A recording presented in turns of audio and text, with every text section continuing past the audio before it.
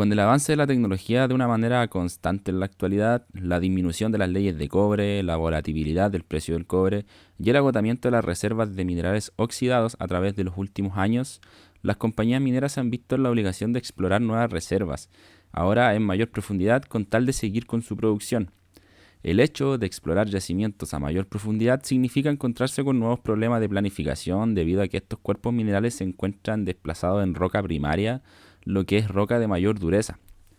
Por su parte, a la hora de elegir un método de explotación subterráneo, el block caving suele ser uno de los favoritos, siempre y cuando, obvio, su aplicación se alinee con los objetivos que tiene la empresa. ¿A qué se debe este cierto favoritismo por el método? Es que al ser un método de hundimiento que extrae grandes cantidades de material, sus costos serán más bajos que los otros, siempre y cuando las condiciones geológicas y geomecánicas me lo permitan, porque en caso contrario, igual se va a requerir mucha fortificación si es que la roca es mala y ahí los costos ya nos suben un poquito. Pero si las condiciones son favorables, tener un bajo costo de extracción también me va a permitir extraer minerales de más baja ley. Sus costos bajos se explican ya que el material tiende a escurrir por gravedad a través de campanas o buzones y luego solo se procede a extraer y extraer sin necesidad de usar explosivos constantemente. Solo será necesario si se quiere disminuir bolones de gran tamaño o descolgar puntos. Que por cierto, una vez hice un video sobre colgaduras en minas de este tipo. Aquí les dejo recomendado el video. Se explica cómo se forman, los parámetros que inciden, la manera de descolgarlos, etc. Ahora vamos a ver los videos que nos van a llevar al objetivo de este video, valga la redundancia, y luego pasamos con el artículo científico, los dibujos y todo eso. El primer video que vamos a ver es de una cuenta que se llama Conrad Mile en YouTube. Si ustedes ponen Block Caving les sale este video y varios más. Y quiero mostrarle algunas cositas interesantes del video más que nada, no mostrárselo completo, sino que algunas cosas que quisiera explicar. Por ejemplo, acá de partida nos muestran como una especie de roca que está bien alargada. Esto vendría siendo como un yacimiento masivo. Este se considera todo el mineral o material que yo, bueno, el mineral en rigor que yo quiero extraer. Recordemos que el block caving en lo ideal es para yacimientos masivos, o sea, son por lo general en cobre vendrían siendo como los pórfidos cupríferos, ya que son yacimientos de gran tamaño y tienden a tener una baja ley. Acá como pueden ver se está formando lo que es el desarrollo bajo toda esa roca que nosotros mostramos en un principio, que es esta. Por ejemplo, acá abajo se vendrían a construir todos los desarrollos. Primero se construye lo que es justo debajo de esta zona mineral, lo que es el nivel de hundimiento o el undercut. Y por debajo de ese se construye lo que es el nivel de producción, que es de lo que vamos a hablar en este video. El nivel de producción y el nivel de hundimiento tienen una distancia que depende también de las características geológicas que yo tenga en la roca.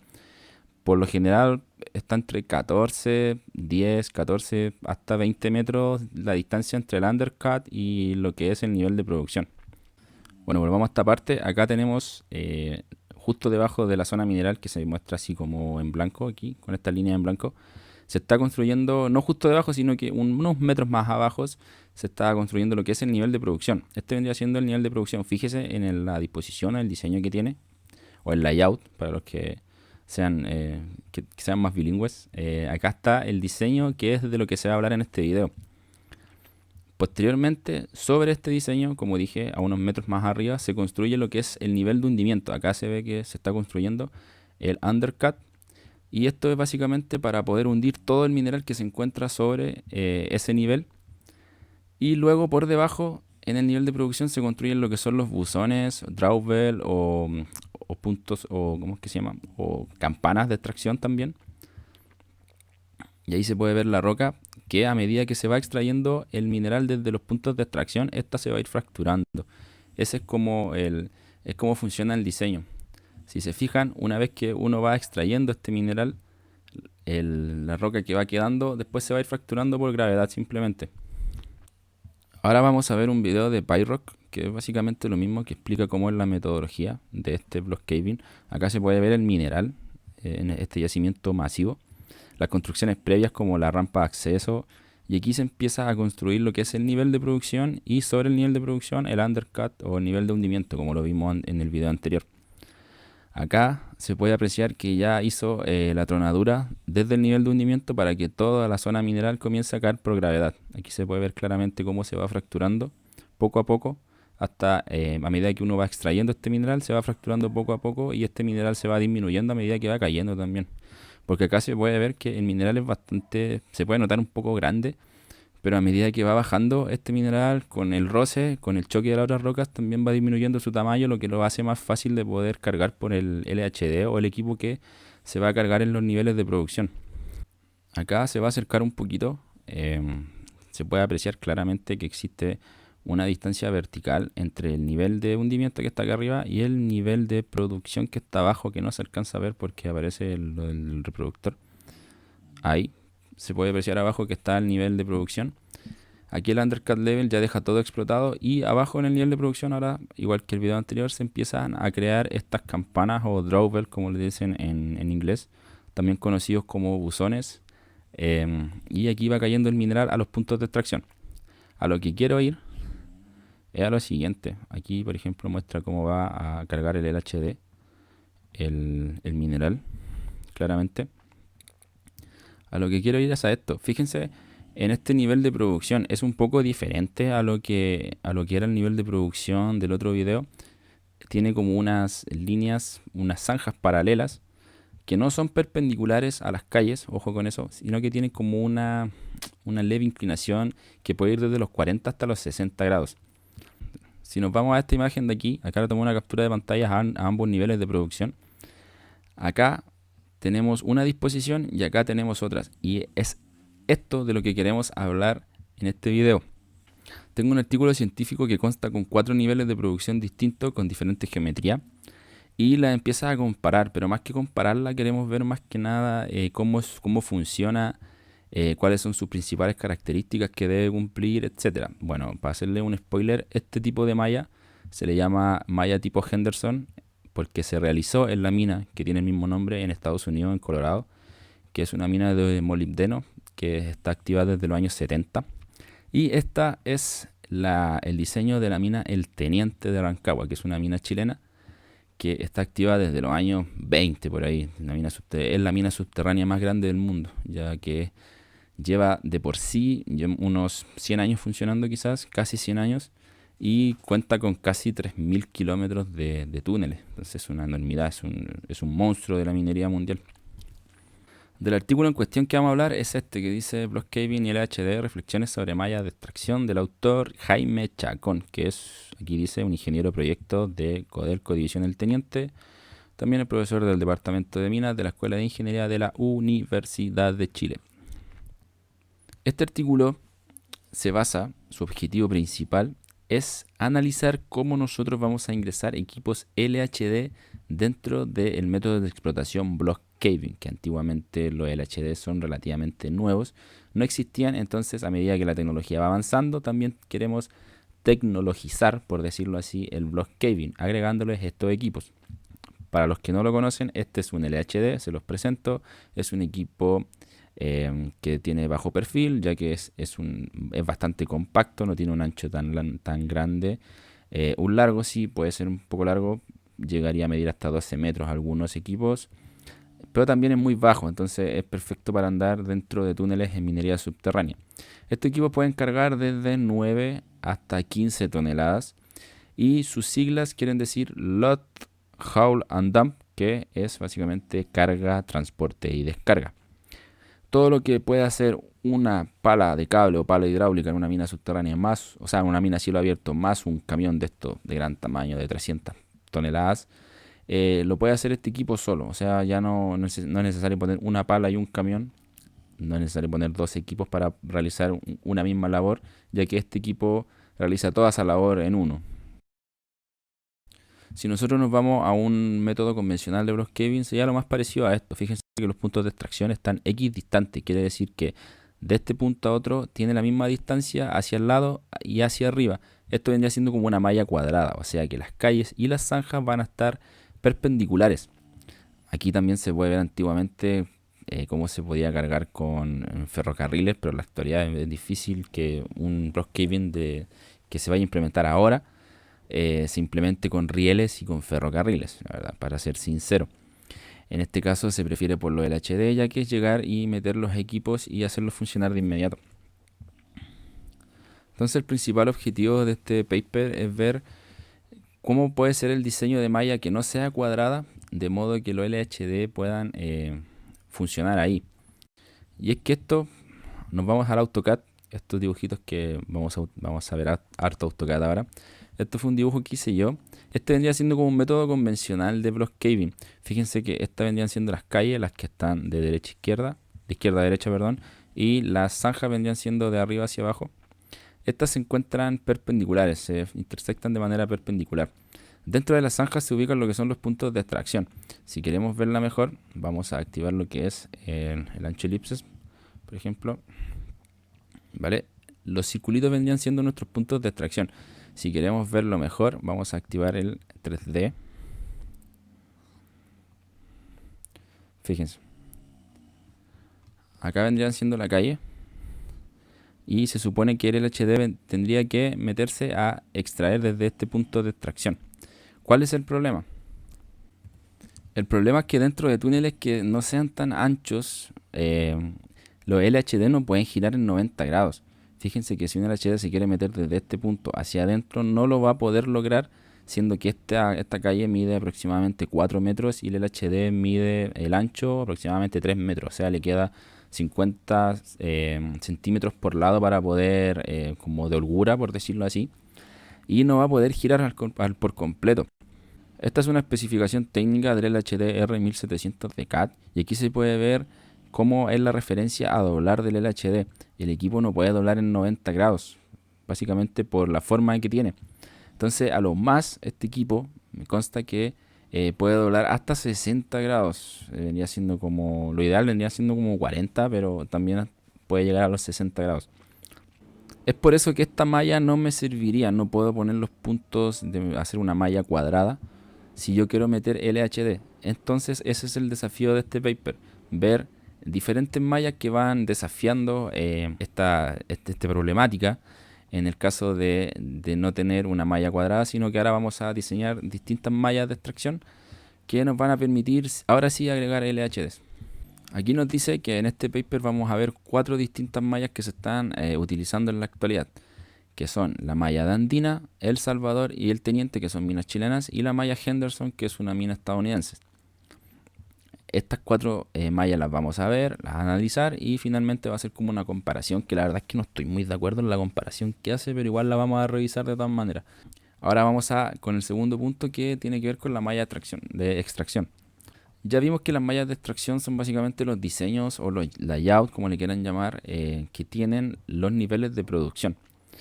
Este paper dice que para la creación de mallas de extracción tienen que cumplir con ciertas condiciones de base.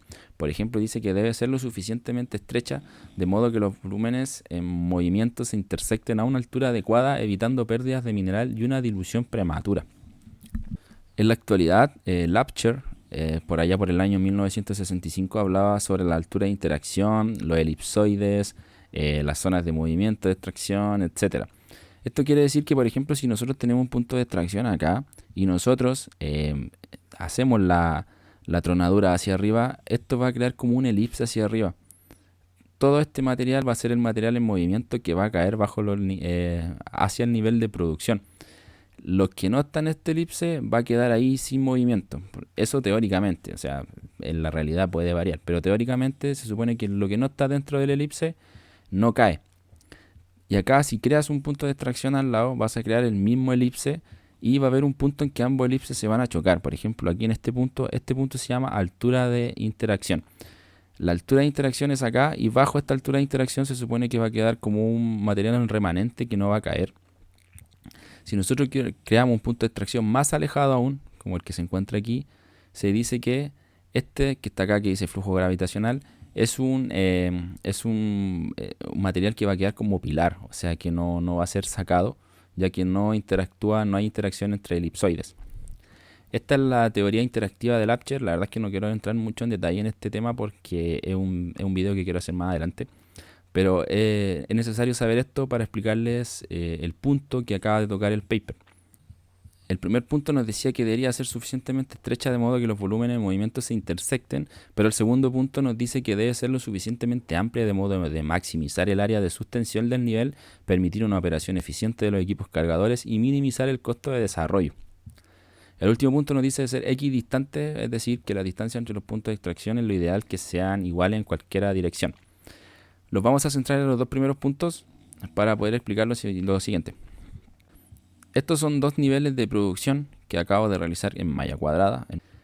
Estos niveles de producción tienen ciertos, si nosotros creamos los puntos de extracción en medio de las zanjas, que son estas, se van a crear estos elipsoides. Fíjense que acá cumplimos el primer punto. El primer punto dice que nosotros tenemos que poner puntos de extracción que sean lo suficientemente estrechos de modo de que se intersecten. En este caso se puede ver claramente desde arriba que existe una intersección en los puntos de extracción. Si lo volteamos, fíjense que acá los puntos de extracción sí se intersectan. Entonces lo que va a quedar de remanente va a ser como lo que está en medio. Eso va a quedar en el pilar. Y ese pilar, fíjense que va derechito por sobre la calle, ¿vale? Entonces la calle en este caso no va a tener tanta sobrecarga, por decirlo así, y no va a sufrir con tanta, bueno, teóricamente no va a sufrir problemas de estabilidad, ya que el pilar que se encuentra sobre ella no va a ser tanto. Pero ¿qué pasa en el otro caso? Cuando nosotros queremos cumplir el segundo punto, que sean lo suficientemente amplias de modo de maximizar el espacio de sustentación. En este caso, fíjense que los elipses no se tocan. Se supone que aquí sobre estos elipsoides se encuentra el nivel de hundimiento. Tenemos unos pilares mucho más amplios en las calles. Si nosotros podemos ver ahí atrásito un poquito, lo que es el nivel de producción que tienen los niveles más estrechos es mucho menor a esto. Acá tenemos unos pilares mucho mayores sobre las calles, lo que podría crear cierta inestabilidad. Aquí quizás se pueda ver un poco mejor. Acá tienen todo el pilar que quedaría sobre la calle y aquí tienen cuando se hacen los puntos de extracción más estrechos. Entonces, nosotros debemos ser conscientes de que si nosotros creamos puntos de extracción muy separados el uno de otro, puede que los elipsoides no se intersecten y queden unos pilares sobre las calles muy, muy grandes, lo que puede generar cierta inestabilidad. Pero a la vez, si nosotros ampliamos mucho o tenemos mayor distanciado los puntos de extracción, esto me va a permitir hacer menos desarrollo. Fíjense que en los puntos de extracción que son más amplios tenemos 1, 2, 3 calles y en los que están más cerca tenemos 4 calles. Tanto las zanjas también son mucho menores. Acá, cuando los puntos de extracción están más cercanos, tenemos 8 zanjas y aquí solamente tenemos 6. Entonces tenemos que lograr un equilibrio entre ambas. Tenemos que intentar de que los elipsoides se logren a interactuar antes del nivel de hundimiento y a la vez que sea lo mayor amplio posible. El tamaño del elipsoide, si se lo preguntan, va a depender netamente de cómo es la roca. Si la roca es muy fina, tiene un tamaño muy, muy bajo, los elipsoides van a ser también bien, bien chicos. El radio del elipsoide va a ser bien chico. Si la roca es de mejor calidad y tiene un gran tamaño, los elipsoides van a ser más amplios.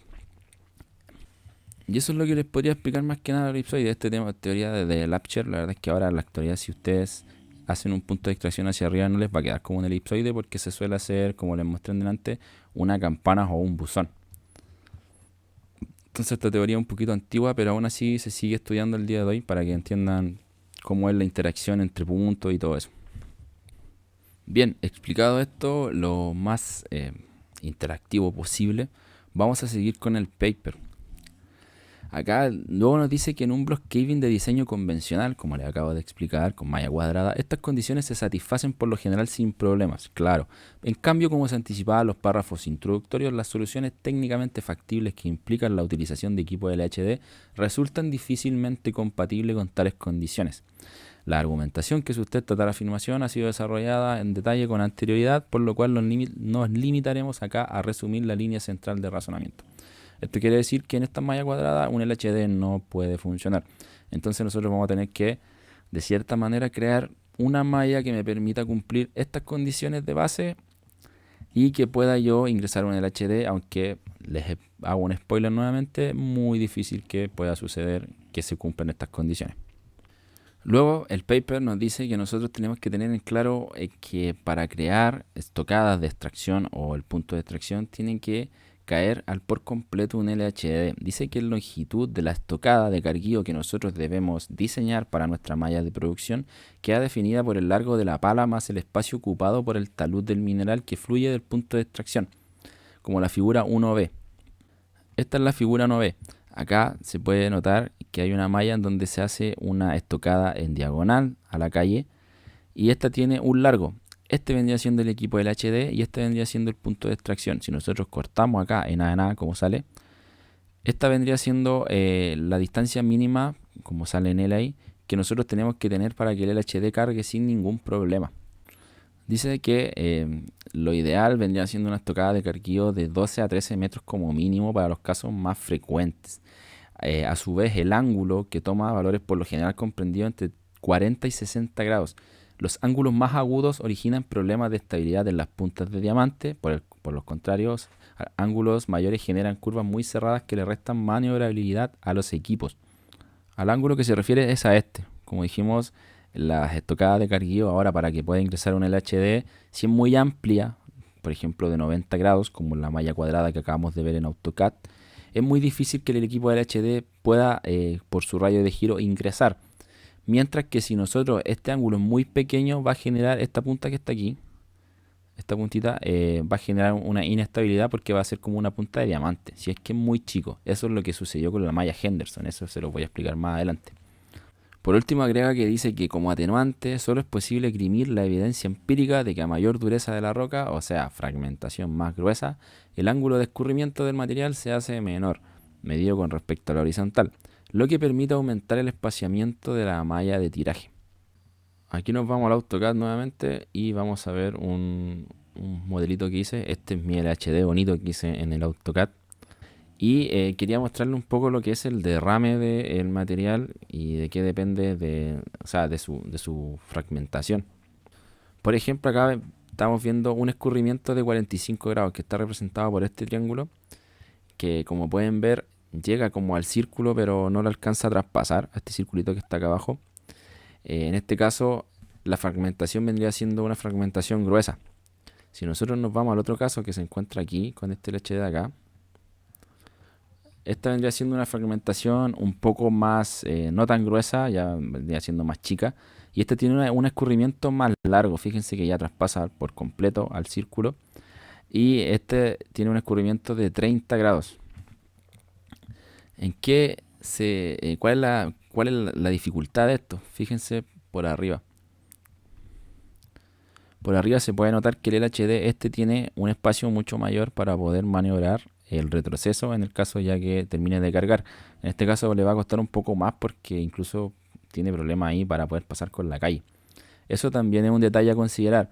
En el punto este, el detalle a considerar es el escurrimiento del material. Si el escurrimiento del material genera un ángulo muy pequeño como este, no tan empinado, tenemos que también considerarlo en la malla de extracción. Si nosotros tenemos que dejar en este caso tendríamos que hacer una estocada un poco más larga para que el LHD pueda cargar sin problema. Si el material es un granulado mayor, tiene mayor dureza, por decirlo así, tiene mayor fragmentación, en ese caso no sería necesario. Por ende es súper útil y es necesario estudiar cuál va a ser el ángulo del talud, o sea, el ángulo de escurrimiento o de derrame del material que cae sobre los puntos de extracción. Ahora es cuando llegamos al punto en donde vamos a revisar las 4 mallas de extracción que contiene el paper y vamos a ver cuáles son sus principales características. La primera malla que vamos a ver es la de El Salvador. El Salvador en un principio contaba con esta malla que tiene una distancia entre puntos de extracción de manera horizontal de 24 metros y de manera vertical de 12,5 metros. Se podía ingresar desde una calle hacia 2 puntos diferentes, o sea que estos puntos de extracción compartían con 2 calles. ¿Cuál es el problema de esta malla que se presentó de manera inicial? Es que es demasiado conservador de manera vertical, como se puede ver 12,5 metros de distancia entre puntos, pero demasiado amplio de manera horizontal. Fíjense que tiene una distancia entre 24 metros, el doble casi de la que tiene de manera vertical. O sea que el punto de X distancia no se cumplía para nada. Esto hizo que El Salvador o los ingenieros del Salvador cambiaran un poco la malla y crearan esto que se encuentra acá. Ahora desde una calle solamente se puede ingresar a estos puntos, o sea, el punto ya no es compartido con ambas calles. Y los puntos de extracción se movieron un poco hacia las calles. Estos negros son los puntos de extracción y desde aquí las estocadas de carguío van a permanecer iguales. Fíjense que las estocadas de carguío son esta distancia que se encuentra desde el punto de este círculo hasta el medio de la calle. Y en este caso vendría siendo lo mismo. Ya no se le quitó el espacio al LHD para que pudiera operar, sino que los puntos de extracción se movieron un poco más arriba, como que se esquinaron un poco. En este caso ya se puede cumplir un poco más el tema de equidistancia. Fíjense que de manera horizontal tenemos una distancia de 14,3 metros y de manera vertical tenemos una distancia de 16 metros. Se cumple un poco más de lo que era la versión original. En este caso la estocada de carguillo son 15,5 metros y el ángulo de inclinación de las estocadas es de 55 grados, perdón. Esta vendría siendo en AutoCAD lo que es la malla del Salvador. Si ustedes no perciben lo que es los puntos de extracción que se movieron, fíjense que acá lo hice como en 3D, por decirlo así. El punto de extracción va a derramar hacia adentro y eso es lo que quiere decir. Acá está el LHD que va a cargar sin problema aquí, ya que la estocada de carguillo es bastante amplia. Este es un LHD de 11 metros, no lo había dicho anteriormente.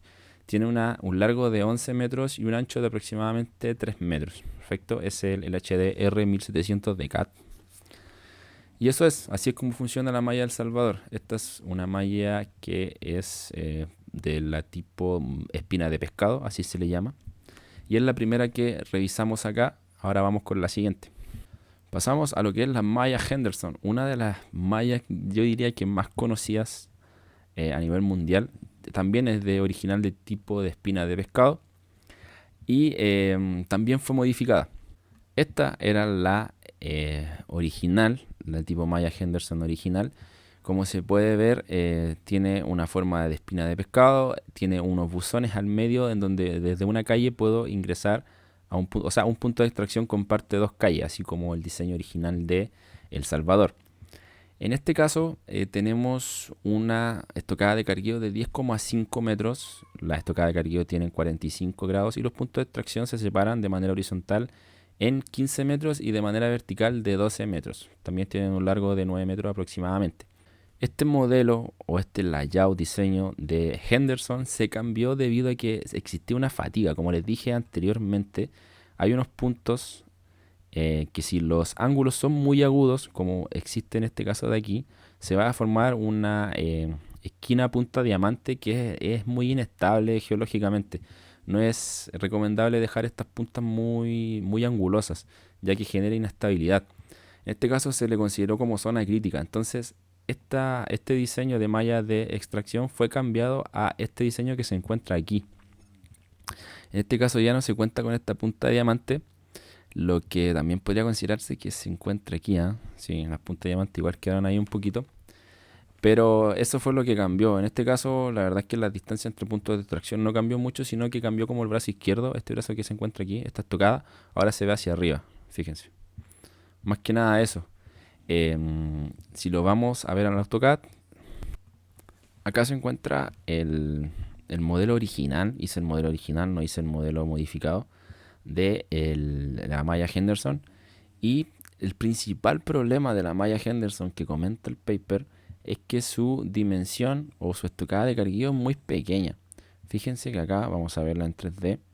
Este vendría siendo el buzón que se creó para poder que el mineral caiga a los puntos de extracción. Y fíjense que el LHD ni siquiera cae.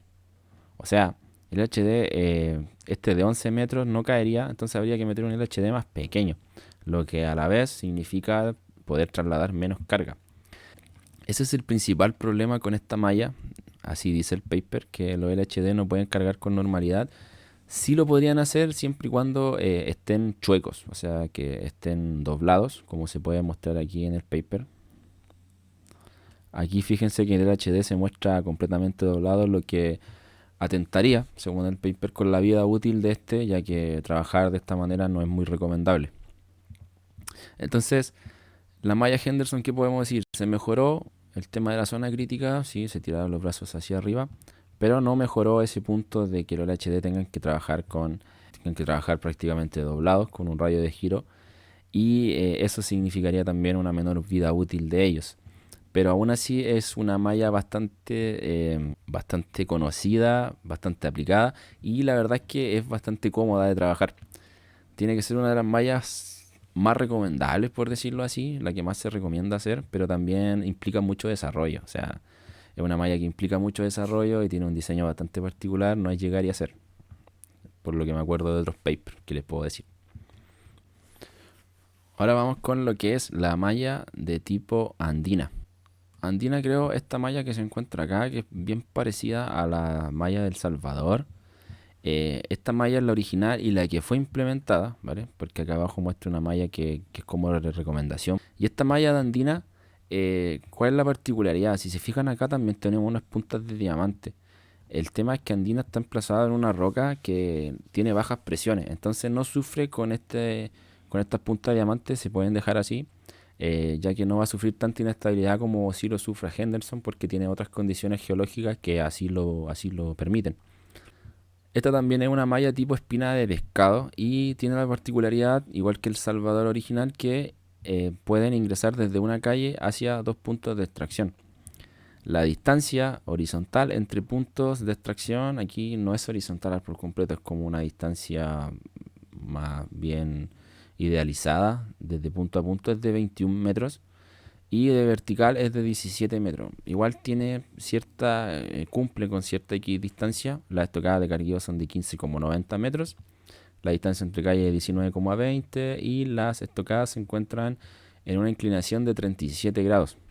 Esto que se ve acá abajo, muestra acá abajo, da como una cierta recomendación de que si se hubiera hecho la malla así, igual hubiera sido aceptable. Fíjense que igual tiene 17 metros de vertical, 21 de el tema de la distancia horizontal, entre comillas. Bueno, acá tiene la distancia horizontal, 19,20 metros, ¿vale? Eso es lo que estamos buscando en delante. 37 grados la estocada de carguillo, etcétera. ¿Cuál es el tema? Es que aquí dice que podían haber disminuido un trabajo más. Fíjense que aquí se encuentra esta calle, que está acá. Esta calle es la que se encuentra aquí. Y aquí se dice que se hizo un trabajo extra, que es esta calle. O sea que yo me podría haber ahorrado construir esta calle, ya que desde esta calle también puedo extraer este punto. Y desde la izquierda también puedo extraer este punto que está aquí. Estos puntos que están acá. O sea que esta calle, para el que realizó este paper, está de más. Está de más. Hizo un desarrollo de más. Entonces, esta es como una recomendación que hizo, pero según el paper, esto fue lo que se hizo originalmente, lo que se implementó. Estoy completamente de acuerdo con el autor. Creo que esta calle está hecha de más. Solamente se hizo para que desde una calle podamos ingresar a dos puntos de extracción diferentes. Andina no lo dibujé en AutoCAD, no lo sentí necesario. Lo encontré bastante parecido al tema del Salvador, entonces no lo quise dibujar en AutoCAD para no darme un trabajo mayor. Y ahora vamos con la última malla, también conocida y a la que le tengo mucho cariño, que es la malla tipo teniente. Esta es la malla de tipo teniente. La malla de tipo teniente ya dejó de tener esa típica configuración de espina de pescado y tiene unas calles que van de manera vertical y unas estocadas, o claro, estocadas de carguillo o zanjas también llamadas, que van de manera no horizontal por completo, sino que van de cierta inclinación. ¿Qué inclinación? De 60 grados. Eso es lo que puede girar un equipo. El tema es que desde una calle también puedo ingresar a puntos de extracción, tanto a la izquierda como a la derecha. Por ejemplo, si yo voy desde acá abajo con un equipo hacia arriba, puedo ingresar a todos los puntos que están a la derecha. Obviamente no puedo ingresar a los que están a la izquierda porque tienen un ángulo muy agudo. Y si el que vengo desde arriba, puedo ingresar a todos los puntos que se encuentran a la izquierda. Acá en medio se crean unos buzones, en este caso de 15 metros. Una distancia entre puntos de extracción de manera horizontal de 17 metros y de manera vertical de 15 metros, lo que tiene cierta también aquí distancia, si podríamos decir que sí. La ventaja del teniente es que es una configuración mucho más simple que Henderson, o sea, son prácticamente calles que van de manera paralela y las zanjas también van de manera paralelas unas a otras solo y tienen una cierta inclinación con respecto a las calles y las zanjas. La malla teniente tiene una configuración bastante simple en comparación con Henderson, entonces más simple de construir, por decirlo así. Esta es la malla del teniente que yo construí. Si la queremos ver como en 3D, podríamos decir que se ve como algo como esto. Estos van a ser los buzones. Fíjense que los buzones tienen una configuración bastante especial. Como vimos en el video, estos buzones se realizan desde el nivel de producción hacia arriba y tienen como una forma de campana. Más que de campana, tienen cierta inclinación para que obviamente caiga el mineral. Y luego se supone que aquí encima, desde este punto hacia abajo, se encuentra a la altura del túnel. Es por eso que existe como un derrame, ¿vale? De aquí hacia arriba está como la roca que queda como pilar, que no se mueve. Y de ahí hacia abajo están como los túneles en donde va a caer el mineral. El tema es que, como les dije anteriormente, en el HD que viene desde hacia arriba puede cargar este punto y desde el otro lado también se puede cargar, ¿vale? Entonces tiene una configuración bastante amigable para poder cargar desde ambos lados. Esas son las 4 mallas de extracción que acabamos de revisar. El Salvador, Henderson, Andina y el Teniente. Ahí ustedes tienen que ver cuál les gusta más, cuál creen que es la mejor, etcétera. Pero aún así este paper lo hace por ustedes, pero con ciertos criterios de comparación que la verdad es que no comparte mucho. Y es el siguiente punto que vamos a revisar.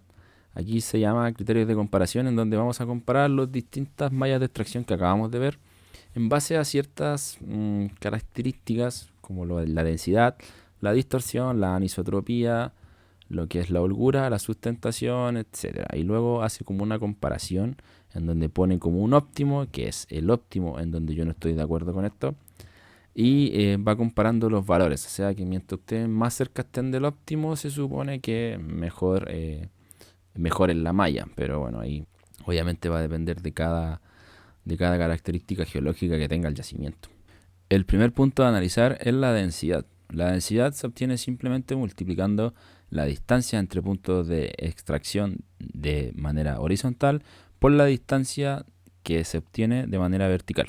Por ejemplo, les voy a dejar la tablita aquí arriba con la edición y vamos a calcular la densidad de lo que es la malla del Salvador. La malla del Salvador tiene una distancia entre puntos de extracción horizontal de 14,3 y una distancia entre puntos de extracción vertical de 16. Si nosotros multiplicamos 16 por 14,3, nos va a dar la densidad, que son 228,8. ¿Cuál es el tema? Que en la tabla, vamos a volver aquí a la tabla, ¿cuál es la diferencia que tengo yo con esta tabla? Es que dice que el óptimo es 100. Y no, el óptimo no va a ser 100, el óptimo siempre va a ser si es que se multiplican dos números que sean iguales. O sea, quiere decir que la distancia entre puntos de extracción horizontal y vertical son iguales. Ese va a ser el óptimo de densidad. Porque si nosotros multiplicamos 16 por 16, quiere decir que cumplimos con la norma de equidistancia. Eso con la densidad. Luego vamos a lo que dice la distorsión. Dice que la distorsión es la relación entre la máxima y la mínima distancia entre puntos de extracción contiguos, o sea, puntos que están cerca uno del otro.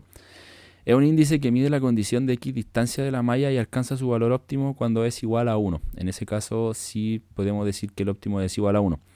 Para una configuración triangular equilateral. Para la distorsión vamos a calcularla con la que es la malla de Andina.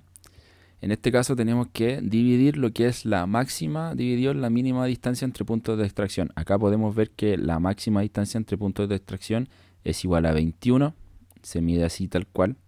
En este caso sí hay que medirlo de punto a punto. No hay que hacer la medición de manera horizontal.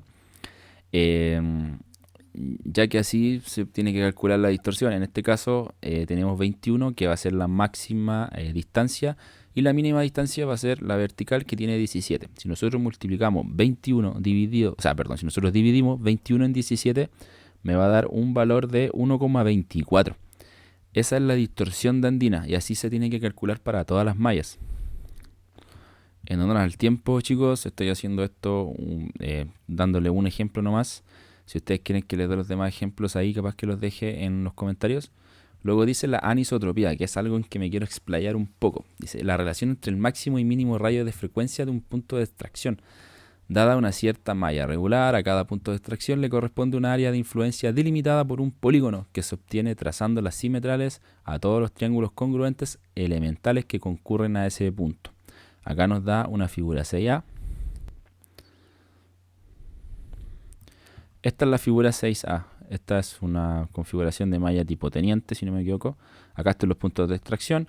Los puntos de extracción comienzan desde este punto de extracción tenemos que comenzar a tirar líneas hacia los demás puntos de extracción. Fíjense que acá tiene hacia la derecha, hacia arriba, hacia la parte superior izquierda, hacia la izquierda, hacia abajo, ya que este no se encuentra contiguo, fíjense aquí, ojo con eso, sino que solamente los que se encuentran al lado de este punto de extracción. Luego se hacen las simetrales y todo eso, pero hagámoslo en AutoCAD, así rápido, para que vean cómo calcular la anisotropía. Lo vamos a realizar con la malla tipo teniente. Acá tengo los puntos de extracción marcados con un círculo y a este punto azul es al que le vamos a calcular la anisotropía. Obviamente la anisotropía es igual para todos los puntos, así que el que elijan da exactamente lo mismo. Lo primero que vamos a hacer es cambiar el color a las líneas que vamos a dibujar ahora y las vamos a poner de color amarillo. Y vamos a dibujar líneas desde el punto de extracción en cuestión hacia todos los que están contiguos. Obviamente desde el medio del círculo hasta el medio del otro círculo. Así lo vamos a hacer con todos los puntos que se encuentran a los costados. Lo siguiente que tenemos que hacer es dividir esta línea amarilla en dos partes iguales. Y para esto vamos a trazar una línea justo por el medio y que sea perpendicular a ella. En este caso vamos a dibujarla de color rojo y en este caso vamos a ir a la línea aquí, en el punto medio de la línea amarilla y trazar una línea horizontal y luego agrandarla para el otro lado también. Aquí ustedes la pueden agrandar como quieran hasta un punto en que estimen conveniente. La verdad es que da lo mismo, ya que en el AutoCAD después la pueden cortar. Así con todas las otras que quedan.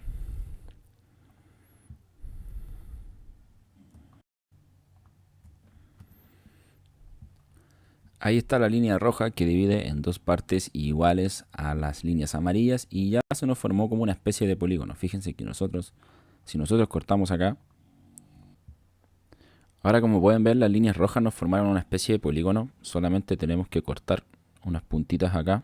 Y ahí está nuestro polígono irregular de 6 lados. Lo siguiente que hay que realizar son dos círculos desde el punto medio del punto de extracción hacia los costados. Por ejemplo, fíjense, acá tengo un círculo que va desde el centro al radio y desde el punto medio vamos a trazar un círculo hacia donde la distancia menor de las líneas amarillas que realizamos. El círculo en este caso lo vamos a hacer de color verde y tenemos que ir midiendo. Acá nos va dando la indicación, por ejemplo ahí dice 7,49 a 7,5, 7,5 la otra línea amarilla, 8,8, esa es un poco más larga. Acá es 9,8, 7,5, 7,4981. Acá están las dos menores. Este es 7,4961, que es la más chica. Entonces vamos a poner ahí el círculo. Y ahí está nuestro primer círculo. Luego hay que realizar un segundo desde el punto medio también, pero ahora hacia las puntas del polígono. Perfecto. El anterior era hacia las simetrales o hacia el medio de las líneas amarillas. Este va a ser hacia las puntas del polígono que acabamos de realizar. Este tiene una distancia de 10,24. Este también 10,24. La punta de acá 10,24. La punta de acá es 8,73, un poco menor. 8,65 y este es 8,65. Entonces hay que buscar el mayor. En este caso el mayor vendría siendo este que está aquí. 10,24. Perfecto, entonces el primer círculo hacia el menor, la menor distancia desde el medio del punto de extracción hacia algún punto medio de las líneas amarillas que realizamos. Y el segundo círculo a la mayor distancia a las puntas del polígono. Perfecto. Eso nomás les quería dejar en claro. Ahora lo que hay que hacer es simplemente dividir los radios de ambos círculos. Acá el AutoCAD nos da la oportunidad de poder tener una calculadora. Y en este caso vamos a poner medir radio. El radio del primer círculo es de 7,4961. Perfecto. El radio del segundo círculo más grande es 10,2496. Este lo vamos a anotar acá. 10,2496 dividido por el segundo radio que es 7,4961. Entonces ahora ponemos es igual y ahí me da la anisotropía del punto de extracción, que es 1,367, vendría siendo 1,37, que es exactamente lo mismo que tenemos en nuestra tabla. Fíjense, 1,37 es la anisotropía del teniente. Así es como se calculan la anisotropía para todas las mallas y los puntos de extracción de todas las mallas que acabamos de ver. El siguiente punto es la holgura. La holgura dice que es la relación entre la longitud del espacio disponible para la operación de carguillo con respecto a la longitud de la pala. El espacio disponible corresponde a la longitud del brazo de carguillo menos el espacio ocupado por el talud del mineral, así como vimos en la segunda parte con ese derrame, si es que dependía del ángulo, si es que la roca tenía mayor fragmentación o menor fragmentación, bueno, eso. Como caso de referencia supondremos un talud de 2,5 metros y una pala de 9 metros de largo. Para poder calcular la holgura vamos a irnos a la malla de Henderson. Fíjense que aquí la malla de Henderson nos da cuánto es la estocada de carguillo, que son 10,5. A ese 10,5 tenemos que dividirle el espacio que ocupa el LHD y el talud del mineral. En este caso nos decía que eso ocupan 2,5 más 9, lo que vendría siendo 11,5. Entonces a ese 10,5, si yo le divido 11,5, me va a dar una holgura de 0,91 como está marcada aquí en la tabla. Obviamente si yo tengo un valor mayor a 1 es que tengo su espacio de holgura que es bastante bueno para el LHD para que pueda cargar con facilidad. Mientras que si el valor de holgura es menor a 1, ahí tenemos un problema. Ya vimos que en Henderson teníamos el problema de que el LHD trabajaba chueco. Entonces aquí se queda demostrado con este cálculo de holgura que el LHD no tiene el suficiente espacio ya que tiene una holgura de 0,91 nomás. Mientras que las otras mallas tienen la holgura suficiente para que estos equipos trabajen con comodidad. Ese es más que nada el valor que me entrega este ítem de holgura. Y por último está la sustentación. La sustentación es algo que me es imposible de calcular porque no sé cuál es el área que toma. Dice es la relación entre el área de pilares con respecto al área total y se define según la expresión siguiente.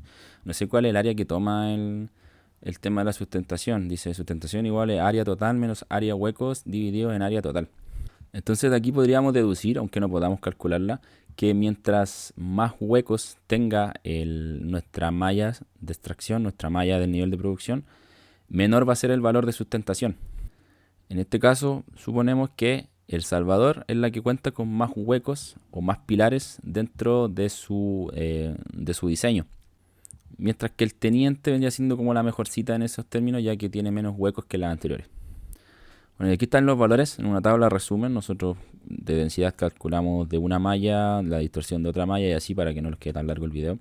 Y no nos da una conclusión como tal, sino que dice que no es conveniente ser juez y parte de un asunto. Además, las cifras en ciertos casos son más elocuentes que las palabras.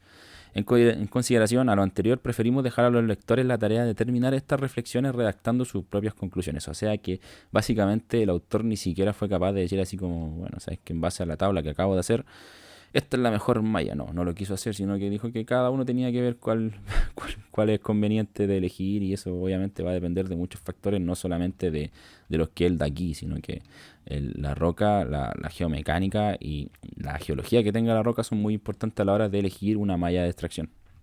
Y ese fue el video de hoy. Este es el artículo científico que acabamos de ver. Estoy seguro que voy a ver más adelante un nuevo artículo científico que tengo en español que me sirvió mucho para mi tesis, que sirve para poder nosotros diseñar nuestro propio nivel de producción en base a ciertos parámetros geológicos y geomecánicos.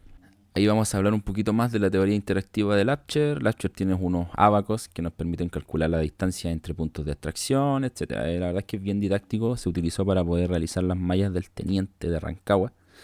Y no solo para diseñar la malla, sino que también para diseñar los buzones y todo eso. Es un video que si lo hago así como lo hago completo el artículo científico, me duraría aproximadamente unas 6 horas y media. No, mentira.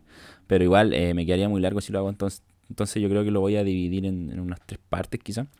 Pero voy a hablar de eso que es muy importante. Así que nada, este fue el video de hoy.